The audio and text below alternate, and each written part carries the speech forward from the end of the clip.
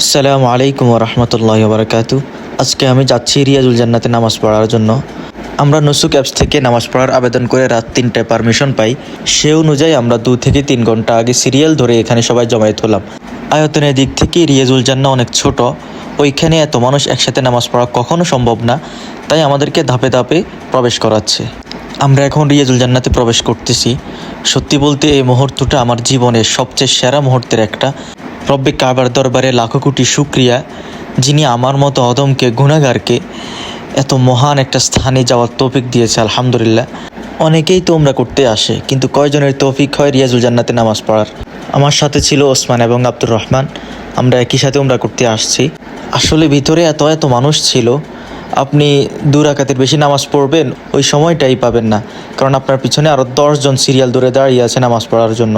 এবং কেউ ওখানে গার্ড যারা আছে তারা আপনাকে ফলো করতেছে আপনি কয় রাকাত নামাজ পড়তেছেন। এক সময় জায়গাগুলো ভিডিওতে দেখতাম, আজকে নিজ চোখে দেখতেছি, আলহামদুলিল্লাহ সুম্মা আলহামদুলিল্লাহ।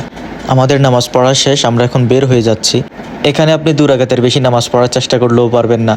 আপনি যদি নিয়তও বাঁধেন তাও সম্ভব হবে না।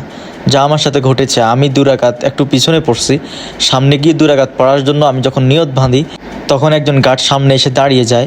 আমি অনেকভাবে পড়ার চেষ্টা করছিলাম, কিন্তু কোনোভাবেই সম্ভব হয় নাই।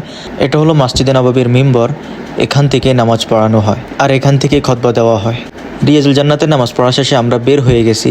আমরা ফজরের নামাজের জন্য অপেক্ষা করতেছি, নামাজ পড়ে ইনশাল্লাহ ঘুমাতে যাব। তো এখানে একটা বিড়াল পেলাম, বিড়ালটা খুবই কিউট ছিল এবং ফ্রেন্ডলি ছিল। যেই আসুক তার সাথে মিশে দুষ্টামি করতেছিল। আজকের ভিডিও পর্যন্তই। ভিডিও ভালো লাগলে অবশ্যই লাইক, কমেন্টস এবং শেয়ার করে দিবেন, যাতে অন্যরাও এই বরকতময় জায়গা দেখতে পারে।